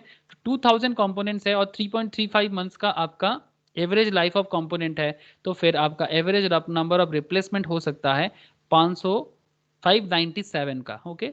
मतलब एवरेज नंबर ऑफ रिप्लेसमेंट आपका 597 मंथ्स का हो, 597 पर मंथ का रिप्लेसमेंट हो सकता है। कॉस्ट ऑफ इंडिविजुअल रिप्लेसमेंट कितना हो जाएगा, अगर 597 रिप्लेसमेंट होगा और हर रिप्लेसमेंट पे 3 रुपया करके खर्चा है, तो पर मंथ के हिसाब से 1791 का 1791 का पर मंथ का कॉस्ट आ जाएगा। अब अगेन बड़ा मजा आएगा, वही वाला कॉन्सेप्ट के साथ आपको फिर से इसको कैलकुलेट करना पड़ेगा। कंप्यूटेशन ऐसे पहले भी किए हैं सम्स, ठीक है, उसी तरह का सम्स है। मंथ आपको पता है, computation of expected number of replacement, कितना एक्सपेक्टेड नंबर ऑफ रिप्लेसमेंट मेरा हो सकता है, ओके। कितना नंबर ऑफ एक्सपेक्टेड नंबर हो सकता है सबके साथ, मतलब आपको कम मतलब पर कॉम्बिनेशंस करके देखना है। तो N1 सबसे पहले देखो, N0 P1 मतलब एक मेरा ऐसा हो सकता है, एक ऐसा कॉम्बिनेशन बन सकता है N0 P1, मतलब N0 मेरा मतलब मेरा नंबर ऑफ जो मेरा 2000 का जो मेरा ये है कंप्यूटर इंस्टॉलेशन है, टोटल मेरा क्या है 2000 का, 2000 कंपोनेंट्स है मेरा, 2000 इंटू मैं 0.1 करूंगा जिसका प्रोबेबिलिटी 0.1, 2000 इंटू 0.1 करने से मेरा expected number of components to be replaced by the month end हो जाएगा 200, ठीक है। फिर N2 के केस में क्या हो जाएगा, जब मैं मंथ 2 में आऊंगा तो मैं N2 करूंगा। अब मंथ 2 में N2 में क्या हो जाएगा, N0 मतलब एक तो मेरा 2000 जो है वो तो होगा ही, और 2 मंथ के लिए मेरा P2 हो जाएगा, P2 मतलब N0 into P2 and N1 into P1 होगा ना। N0 इंटू P2 तो होगा ही, मतलब 2000 into 0.10, 2000 into 0.10 and point sorry 0.13 2000 into point sorry I am sorry कहाँ चला गया ये 2000 इंटू 0.15 कंपोनेंट और प्रोबेबिलिटी ऑफ फेलियर 0.15, तो 2000 इंटू 0.15, तो दैट्स वाई 2000 इंटू 0.15 P2 के लिए, एंड 200 तो मेरा N1 का था ही, तो N1 200 into 0.1 that is this, okay. तो इस तरह से आपका 320 एक्सपेक्टेड हो सकता है। सिमिलर फैशंस पे N3 निकालना, N0 P3 सेम फैशंस पे N0 P3 plus N1 P2 plus N2 P1 जितना सारा हो सकता है प्रोबेबल, तो आपको बस पुट करना है सारा का सारा इसके अंदर, तो आपका हो जाएगा 562। सिमिलरली N4, सिमिलरली N5, इस तरह से आपका 754.2 एंड 699.72 एक बार करके देखना, आपको समझ में पूरा आ जाएगा, जस्ट एक बार राइट डाउन करना। अब ये आपका क्या निकल गया, computation of expected number of replacement month wise, N1 पे, N2 पे, N3 पे, N4 पे, N5 पे, इस तरह से। अच्छा, कंप्यूटेशन ऑफ एवरेज कॉस्ट अभी निकालना है। मंथ तो आपको पता ही है, cumulative number of component replace individually by month and, वो भी आपने निकाला 200 से लेके ये 699 तक का। इसको आप क्या करना है, क्यूमुलेट कर देना है, मतलब 200 पहला वाला 200 ही होगा, फिर 320, 200 प्लस 320 520, 520 प्लस 562 1082, इस तरह से क्यूमुलेट करते हुए चलना, तो आपको ये टोटल मिल जाएगा, ठीक है। कॉस्ट, इंडिविजुअल कॉस्ट 600 का है, ठीक है। मतलब 600 कैसे आया, बिकॉज वो बता के रखा था क्वेश्चंस के स्टार्टिंग में ही कि अगर मैं इंडिविजुअली चेंज करूँ ना तो पर यूनिट कॉस्ट मेरा आ जाएगा, रिप्लेसमेंट पर यूनिट हो जाएगा 3, replacement at end when failures occurs the cost of replacement per unit हो जाएगा 3 का, ओके। तो दैट्स वाई ये 3, तो और ग्रुप में करेंगे तो कंपोनेंट रिप्लेस इज 1, ओके। तो दैट्स वाई ये 200 के साथ आप 3 को इंटू करो, ठीक है। तो 200 इंटू 3 क्या हो जाएगा 600, और ग्रुप में करने से तो 2000 है ही, क्योंकि टोटल लॉट तो मेरा 2000 का ही है, तो इसलिए पूरा का पूरा ग्रुप हम मेरा एक ही रहेगा, दैट इज 2000 का। लेकिन जब मैं इंडिविजुअली करने जाऊंगा तो पहले केसेस में 200 के केस में 600 हो जाएगा, 520 इंटू 3 करने से मेरा 1560 हो जाएगा, 1020 इंटू 3 करने से मेरा 3246 हो जाएगा, ये करने से मेरा ये आ जाएगा, और ये करने से भी मेरा ये आ जाएगा। आप करके जरूर एक बार देख लेना। अब इसको टोटल कॉस्ट करो, मतलब बस सबको टोटल करो, दिस इंडिविजुअल और ग्रुप को टोटल करो, तो आपको ये अमाउंट आएगा। ठीक है, और फिर एवरेज कॉस्ट करो। एवरेज कैसे करोगे? टीसी बाई एन, मतलब total cost divided by number of this. Okay, तो टीसी बाई मंथ करने से मतलब 2600 by 1, 3560 divided by 2, 3560 divided by 2 आपका आता है 1780। इस तरह से करने से आपका सबसे लोएस्ट कॉस्ट आ रहा है 1748.67। ओके, 1700 1748.67, और आपका नॉर्मली आ रहा था कॉस्ट ऑफ इंडिविजुअल रिप्लेसमेंट हो रहा था 1791। तो किफायती है ग्रुप में, ग्रुप में किफायती है अगर आप थर्ड मंथ वाला मेंटेन करो तो। ग्रुप में लिखा हुआ है थर्ड मंथ में, मतलब since the average cost is lowest in third month. ठीक है, तो average cost is lowest in third month, the optimal interval that is replacement is 3 months. तो आप 3 महीने में रिप्लेस करो, also the average cost is less then 1791 of individual replacement. The group replacement policy is better because third month में group replacement में आपका 1748 का सस्ता पड़ रहा है कंपेयर टू 1791 जो आपका इंडिविजुअल में पड़ रहा था। ओके, ये भी एक बहुत ही अच्छा सम्स था।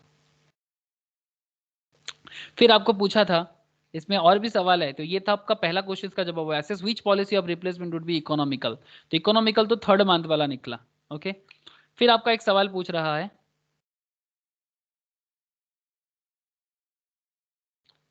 क्वेश्चंस क्या एक बार मैं देख लेता हूं बाद में। If group replacement is economical at current cost, then assess at what cost of individual replacement would group replacement be uneconomical। देखो,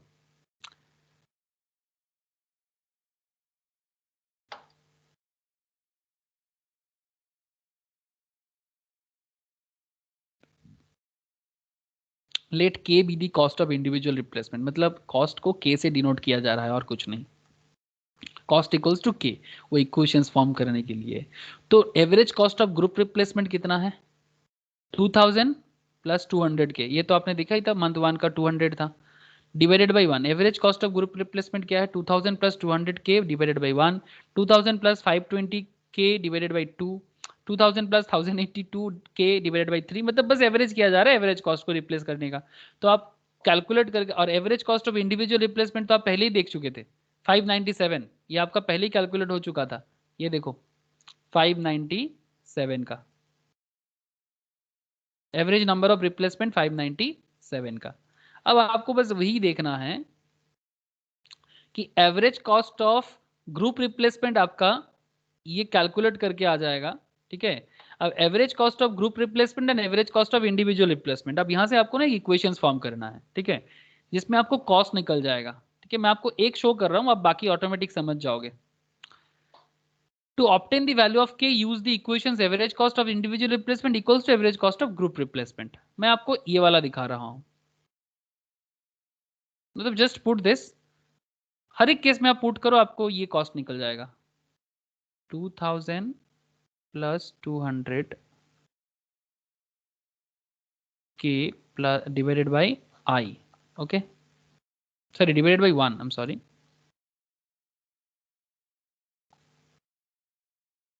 डिवाइडेड बाई 1, ये इक्वल्स टू कितना बोला है? 597 के। अब आपको क्या करना है, क्रॉस मल्टीप्लाई कर दो, तो 2000 प्लस 200 के इक्वल्स टू 597 के, और यहाँ से आप अगर के को निकाल देते हो, के इक्वल्स टू, मतलब हम आराम से कर सकते हैं ना, ये 2000 इधर रहेगा, 2000 इधर रह जाएगा, और अच्छा 2000 के, ठीक है, 2000 के इक्वल्स टू, नहीं 2000 के नहीं होगा,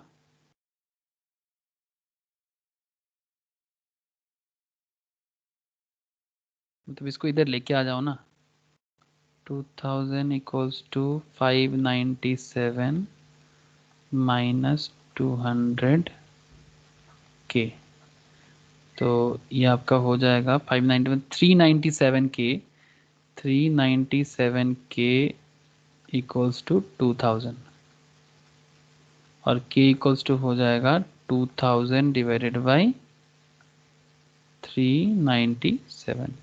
तो आप करके देखो, 2000 डिवाइडेड बाई 397, दैट इज 5.04 आ जाएगा, करके देखो यही वाला आएगा 5.037 समथिंग आएगा, that means overall 5.04। Similarly same fashion में 2.97, 2.82, 3.62 एंड 4.45। सबसे सस्ता कहाँ? थर्ड मंथ पे।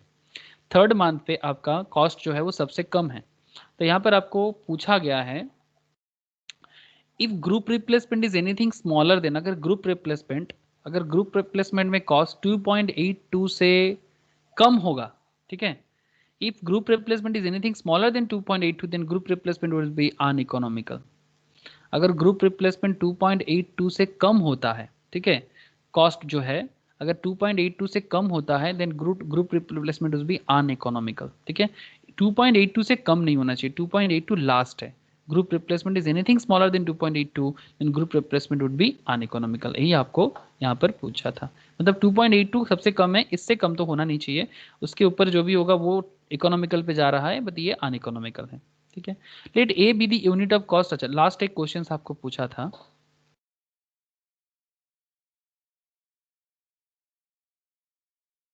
मतलब ये सवाल समझ में नहीं, group replacement is economical at current cost then assess at what cost of individual replacement would group replacement भी अनइकोनॉमिकल। मतलब 2.82 से कम होगा तो वो अनइकोनॉमिकल हो जाएगा।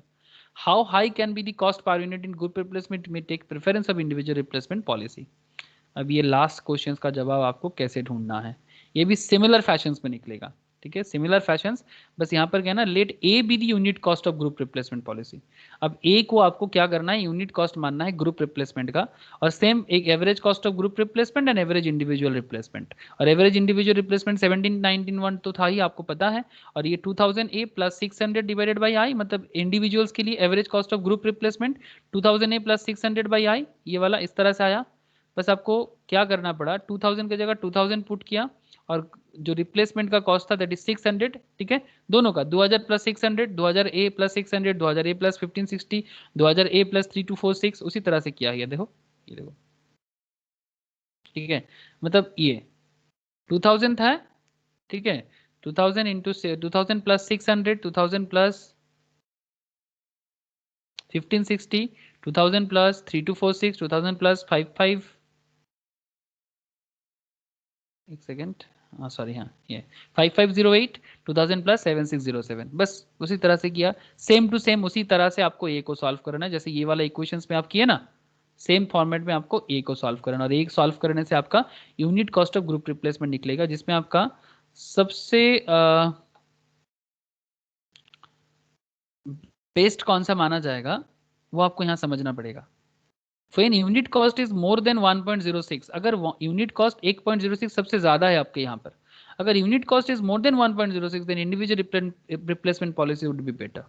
अगर यूनिट कॉस्ट 1 टका 6 पैसे से अगर ज्यादा हो रहा है तब उसमें आपका इंडिविजुअल रिप्लेसमेंट पॉलिसी ज्यादा बेहतर रहेगा, बिकॉज उसमें क्या है, जो थर्ड मंथ में आपका होगा, इससे ज्यादा होगा तो इंडिविजुअल्स पे जाओ, इससे कम रहेगा तो ग्रुप में करो, यही आपको यहाँ पर बता रहा है, ठीक है। तो ग्रुप रिप्लेसमेंट के केस में आपको ए का वैल्यू से ज़्यादा नहीं जाना चाहिए, और इसके केस में इससे कम नहीं जाना चाहिए, जब आप मतलब इंडिविजुअल रिप्लेसमेंट पे जा रहे हो, ठीक है। तो ये बस एक बार आप देख लो, आराम से हो जाएगा।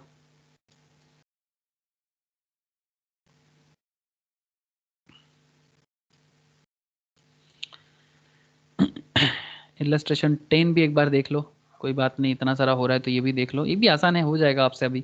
इलेक्ट्रिक कंपनी आप लोग कर लोगे अभी। इलेक्ट्रिक कंपनी भी generates and distribute electricity conducted a study on the life of poles, ठीक है, इलेक्ट्रिसिटी कंपनी है एक जो generate and distribute electricity conducted a study on the life of poles. The repatriate life data are given in the following year of installation and percentage poles falling, मतलब कितना percentage पोल मतलब sir जो electric pole होता है ना वो कितना गिरता है, और इंस्टॉलेशन कितना साल का हो रहा है, 10 साल में टोटल, ईयर 1 2 3 4 10 साल, एंड परसेंटेज पोल्स मतलब ये सब परसेंटेज में 1%, 2%, 3%, 5%, इस तरह से अलग अलग परसेंटेज दिया हुआ है। If company now installs 5000 pole, suppose मानो इलेक्ट्रिसिटी कंपनी 5000 इलेक्ट्रिक पोल लगा रहा है, ठीक है, आप देखे होंगे इलेक्ट्रिक पोल हर जगह में मिलता है सर, इस तरह का, बस एक बार आपको विजुअलाइज करना चाहता हूँ और कुछ नहीं। इलेक्ट्रिकल इलेक्ट्रिक पोल्स, ये कुछ इस तरह का होता है ना। ये जो इलेक्ट्रिक का पोल्स आप लोग देखते होंगे, ठीक है। तो इलेक्ट्रिक पोल्स में जो भी इलेक्ट्रिक पोल्स होता है उसको इंस्टॉलेशंस का जो है और उसमें कितना फेल हो जाते हैं, ठीक है, इसका ही दिक्कत है यहाँ पर कैलकुलेट किया जा रहा है इलेक्ट्रिसिटी कंपनी के बेसिस में। ये कितना किफ़ायती होगा कितना नहीं होगा वही आपको पूछेगा, ठीक है। तो आपको क्या देखना है, आप देखो यहाँ पर, if the company now installs 5000 poles and follow a policy of replacing poles only when they fail, how many poles are expected to be replaced each year during the next 10 years? To simplify the computation, assume that failures occurs and replacement are made only at the end of a year. If the cost of replacing individual is 160 per pole, एक पर replace करने का खर्चा अगर 160 रुपया है, if we have a common group of replacement policy, it cost 80 per pole. Group replacement में 80 करके होगा। Find out the optimal period of group replacement, मतलब किस पीरियड में रिप्लेस करने से आपका सबसे कम खर्चा होगा। आपको क्वेश्चंस का पैटर्न अभी समझ में आ गया है, ठीक है। मतलब इसी तरह का सवाल कर रहा है कि किस पे सबसे किफायती होगा, ऑप्टिमल कॉस्ट ही आपको बार बार पूछा जा रहा है। तो ये आप देखो, आप सबसे पहले तो आप एक काम कर लो, चार्ट एक एवरेज लाइफ ऑफ द पोल बना लो। एवरेज लाइफ कैसे बनाओगे, प्रोबेबिलिटी देके रखा है ना, ये देखो 1%, मतलब ये मतलब परसेंटेज ना बोला नहीं था इसमें, 1%, 1/100, तो 1/100 करो कितना होगा 0.01, ये 0.01 यहीं से आया 1/100 करके। 2/100 परसेंटेज है ना, तो 0.02, 3/100 करो 0.03। इस तरह से आपको हर साल का एवरेज लाइफ ऑफ द पोल मिल जाएगा। इस तरह से आप 16 साल का पूरा कर लो, ठीक है, 16 साल का पूरा कर लो तो 7.5 ईयर्स लगेगा एवरेज लाइफ ऑफ द पोल। सारा का सारा का एवरेज लाइफ ऑफ पोल हो जाएगा आपका 7.05 years. Number of poles to be replaced every year, 5000 pole लगाते हो ना, now install 5000 poles and follow a policy replacing poles only when they fail. तो 5000 पोल अगर एवरेज में 7500 का पोल का टाइम होता है, तो number of poles to be replaced every year 709। हर साल आपको 709 पोल्स लगाना पड़ेगा। अगर एक एक पोल्स का एवरेज आयु, एवरेज लाइफ 7.05 ईयर, 7.05 ईयर्स का है, तो average yearly cost of individual replacement क्या है 709 इंडिविजुअल्स में, और 160 का खर्चा है एक बार रिप्लेस एक एक इंडिविजुअल्स का, तो 1,13,440 का आपका एक एक पोल रिप्लेस करने का खर्चा आता है। ग्रुप रिप्लेसमेंट करने जाओगे तो 5,000 में एक बार में करना पड़ेगा, और तब आपका 80 का खर्चा है, तो आपका 4 लाख का खर्चा होगा ग्रुप में, ठीक है। इंडिविजुअल में एक एक का करने जाओगे तो 1,13,000, और ग्रुप में 5,000 का करने जाओगे तो फिर आपका साल में 4 लाख का खर्चा है, बिकॉज ग्रुप में करने से आपका खर्चा 80 का होता है। जब कॉस्ट ऑडिट करने जाओगे ना सर, ये सब बड़ा काम आएगा। कॉस्ट ऑडिट तो मैंडेटरी है मैन्युफैक्चरिंग ऑर्गेनाइजेशंस पे, बड़ा बड़ा इंटरेस्टिंग एरिया होगा, तब ये सब चीज़ें प्रैक्टिस तब बहुत जोर से करना होगा। फाइनल में फिर से ये सब करना है आपको। ईयर 1 2 3 4 5 6 कितना साल है देखो सर एक बार, 6 साल है ना, ये तो आपको यहाँ पर पता ही चल गया था।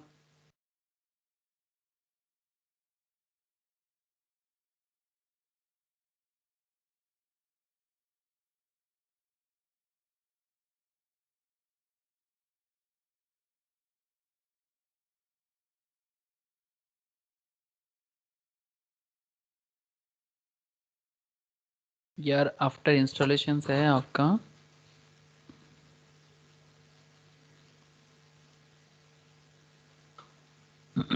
End of year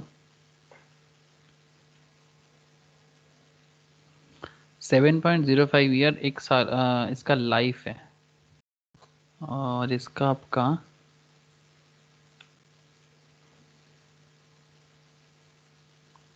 number of year आपका हो जाएगा 16 था, 6 साल क्यों है, ये क्या हो गया इसमें, एक सेकेंड थोड़ा वेट करो, आप भी थोड़ा सोचो, अब एक बार सोचो कि इसमें 6 साल ऐसा क्या हो गया दे दिया 6 साल। Number of poles to be replaced और year, number of poles to be replaced,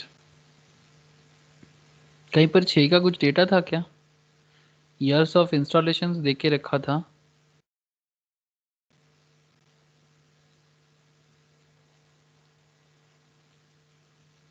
अच्छा कुछ ऐसे बोल के रखा है क्या, If the company now installs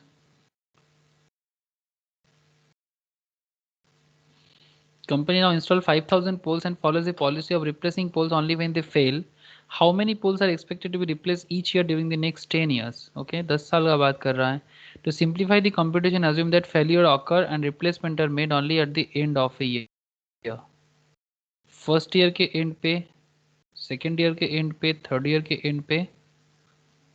If the cost of replacing individually is 160 per pole and if you have a common group of replacement policy, it costs 80 per pole. Find out the optimal period of group replacement. 1 2 3 4 5 तरह से 10 साल का 7.5 साल. Number of poles to be replaced every year 709. 5000 by 7.05. Average yearly cost आपका इतना हो जाएगा. Group replacement initial cost आपका इतना हो जाएगा.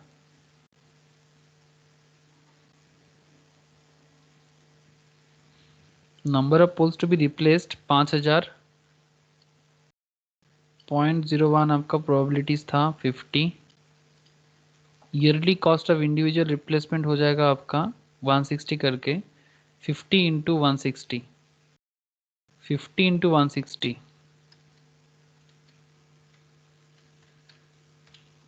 8,000 होता है.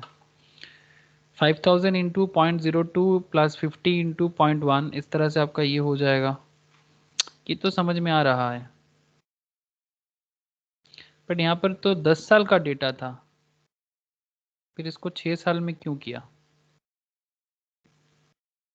अच्छा, एक बार एक काम करना. हाँ, ये तो 6 साल का डेटा से किया है. आप एक बार कोशिश करना तो इसको 10 साल में करके देखना, जिसमें आपका optimal replacement at the end of 5th year, because इसमें इसका कॉस्ट सबसे कम आया है 1,09,472.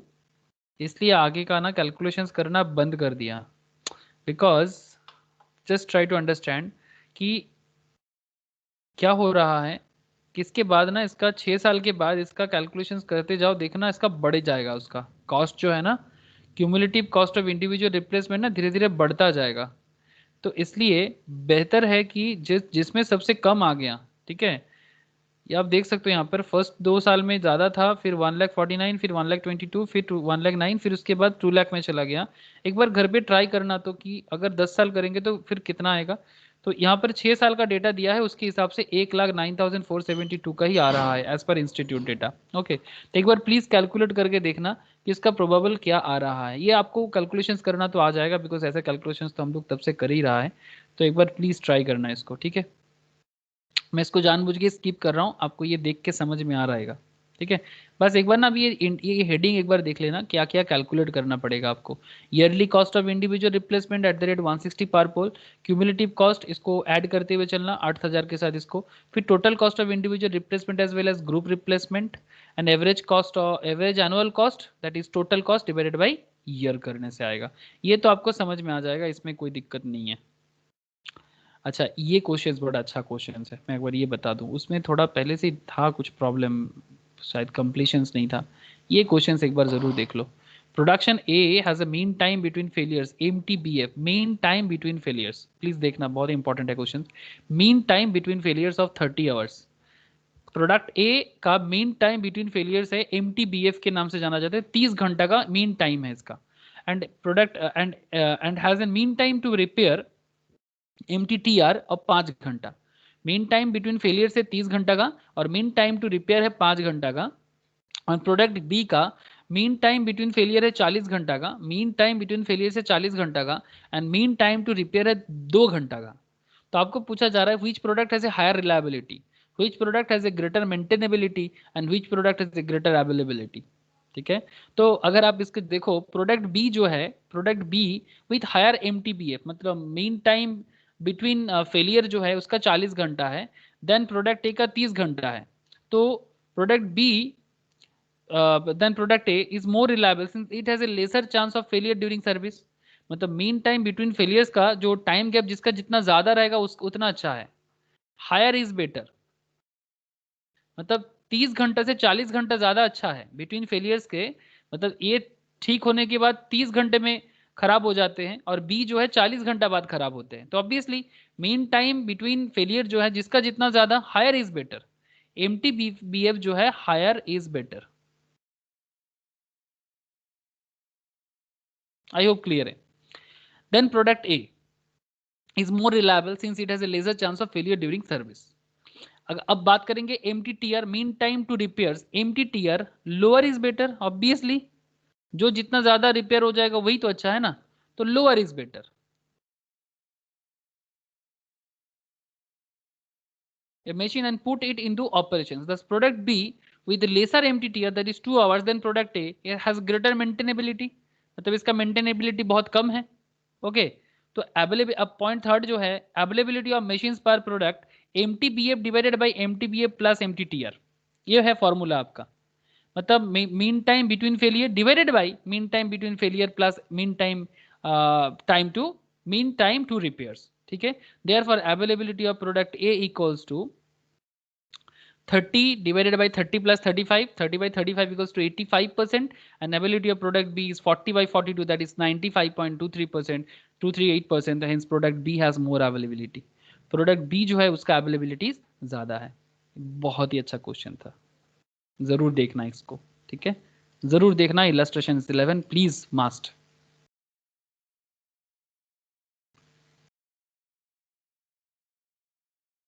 नेक्स्ट आपका इस चैप्टर का लास्ट क्वेश्चन है, एक बार देख लो, एकदम बहुत ही इजी क्वेश्चन है। Maharashtra trucking company has a fleet of 50 trucks. इसके पास 50 ट्रक है, एक ट्रांसपोर्टिंग कंपनी है, उसके पास 50 ट्रक है। The past data on the breakdown of the trucks show the following probability distributions for a new truck as well as for the one which has been repaired after a breakdown. तो months of maintenance 1 2 3 4 करके देके रखा है आपका। Probability of breakdown जैसे देके रखता है वैसे देके रखा है, कैलकुलेट करने का जरूरत नहीं है। Each breakdown costs 3000 on an average, which include cost of time lost and cost of materials and manpower. The manager of MTC, मतलब Maharashtra Trucking Company, the importance of preventive maintenance, he estimate the cost of preventive maintenance to be 500 per such preventive actions. मतलब अगर prevent cost लगाएगा, मतलब आप समझ रहे हो ना, प्रिवेंटिव वाला क्वेश्चन बड़ा इंपॉर्टेंट है, बार बार बोल रहा है। What should be the appropriate maintenance policy in terms of the mix of preventive and breakdown maintenance. Okay, तो इस तरह का क्वेश्चन तो करते हुए आ रहे हैं हम लोग।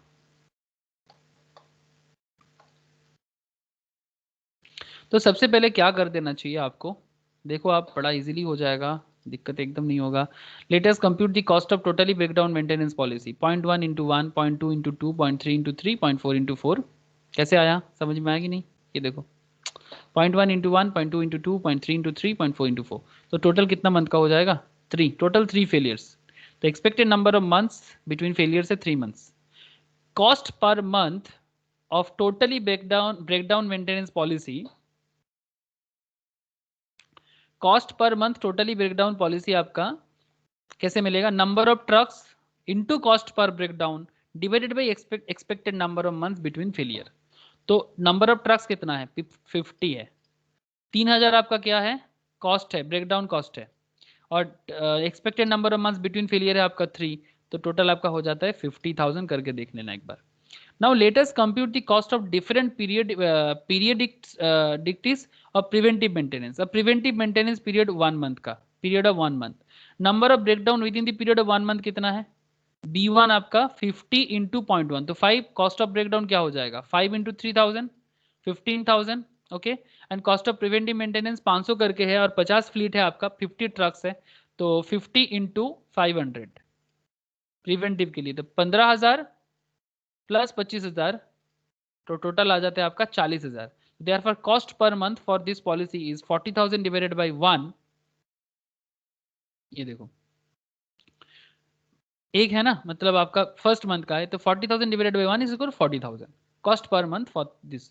अब preventive maintenance period for 2 months, मतलब आप ये अलग अलग करके, मतलब टेबल ना बना के अलग अलग करके भी कर सकते हो। B2 50 into 0.1 plus 0.2 plus 50 into 0.1 into 0.1, ठीक जिस तरह से आप इससे पहले भी करके आए हो उसी तरह से ही हो रहा है, तो ये आपका हो जाएगा 15.5। अगेन आप उसी तरह से 15.5 इंटू 3000 का आपका फिक्स्ड खर्चा है मेंटेनेंस का, कॉस्ट ऑफ ब्रेकडाउन का, तो 46,500, and cost of previous maintenance है आपका, प्रिवेंटिव मेंटेनेंस आपका 500 इंटू 50 करके 25, तो 2 महीने में आपका 71,500 का खर्चा आता है। तो cost per month for this policy 71,500 divided by 2 months, because 2 month में आपका एवरेज हो जाएगा ना, तो गॉड आपका एवरेज खर्चा हो जाएगा 35,750। अगेन सिमिलर पैटर्न में आपका थर्ड मंथ का भी आप कैलकुलेट करना। आपका जो B3 है वो आपका इस तरह से कैलकुलेट हो जाएगा, ये आप एक बार जरूर देख लेना, ऐसे हम लोग पहले भी करके आए हैं। 31.55, तो कॉस्ट ऑफ ब्रेकडाउन आपका हो जाएगा 31.55 इंटू 3000 इक्वल्स टू 94650 प्लस 25,000। ये तो समझ में आ रहा है ना आपको? तो 1,19,000 पर डिवाइडेड बाई क्या होगा, 3 होगा, तो आपका एवरेज क्या हो जाएगा 35,883। सिमिलर फैशंस पे जब आप फोर्थ मंथ का भी करोगे तो आपका एवरेज हो जाएगा 49,641। सबसे किफायती कौन सा हुआ? Comparing the cost per month of different policies we see that policy of preventive maintenance every 2 months जो है दूसरा महीने में जो भी मतलब हो रहा है वो सबसे इकोनॉमिकल पॉलिसी हो रहा है, बिकॉज उसमें आपका एवरेज जो है वो 35,750, ये आपका सबसे किफायती आ रहा है 35,750 का। ठीक है, ओके। तो ये था आपका सारा का सारा। अच्छा, इसके बाद आपके ना पूरा ओवरऑल ना कुछ एमसीक्यूज दिया हुआ है, ठीक है, ऑब्जेक्टिव टाइप क्वेश्चन आंसर। ठीक है, करीब करीब 100 के आसपास क्वेश्चंस है यहाँ पर ऑपरेशन मैनेजमेंट पे क्वेश्चंस, उसके साथ कुछ आपका जैसे रहता है, ठीक है, matchings, fill in the blanks. Strategic का तो मैंने आपको ऑलरेडी पूरा का पूरा ओवरव्यू देख ही रखा। आप एक बार ज़रूर स्ट्रेटेजिक को एक बार देख लो, अगर कोई दिक्कत हो तो आप मुझे ज़रूर बताना, ठीक है। तो बाकी जो चैप्टर्स है जैसे कि ओ आर का आई थिंक एक ही चैप्टर आई थिंक मैम आपको दे रहा है, तो वो आप एक बार ज़रूर देख लो। चैप्टर 7 तो आपका मेरे पूरा कंप्लीट हो गया यहाँ पर ओवरऑल। और एक बार ज़रूर इंस्टीट्यूट के मैथ से ये जो ओआर से जितना सारा क्वेश्चंस मैथ के अंदर है ना, इसको ज़रूर गो थ्रू करना। ओके, ज़रूर गो थ्रू करना, बिकॉज यहाँ से ही क्वेश्चंस आपका थ्योरेटिकल सारा का सारा आएगा। तो प्लीज़ एक बार ज़रूर देख लेना, ठीक है। अच्छा, कोई डाउट है किसी पॉइंट पे तो आप मुझे ज़रूर बताना, ठीक है। अगर किसी क्वेश्चन पे आपको कोई भी डाउट लग रहेगा तो फिर आप ज़रूर मुझे बताना, मैं आपको ज़रूर बता दूंगा, ठीक है। तो बहुत ही अच्छे से इसको रेडी कर लेना, बहुत अच्छे से इसको रेडी कर लेना, ठीक है। तो वर्क ऑलमोस्ट हो चुका है, 90% तो कवर हो ही चुका है सारा का एकदम मैट पूरा फुल कवर किए, पूरा कोई भी चीज़ छोड़े नहीं। तो एक बार प्लीज़ गो थ्रू करो, वर्क बुक जो आपको मैंने प्रोवाइड किया इंस्टीट्यूट का उसको प्लीज़ सॉल्व करो, और इंस्टीट्यूट के मैट के पीछे जितना क्वेश्चन है एमसीक्यू मैचिंग्स इसको प्लीज़ देखो, और जो भी प्रैक्टिकल्स मैम ने और मैंने भी आपको कराया वो सारा का सारा एक बार ज़रूर गो थ्रू करो। और फिर आप आराम से और एक जो एमसीक्यू क्वेश्चंस का एक पूरा मैट दिए हैं उसको एक बार प्रैक्टिस करो, बहुत अच्छा होगा, don't worry. Okay sir, Tata. हाँ।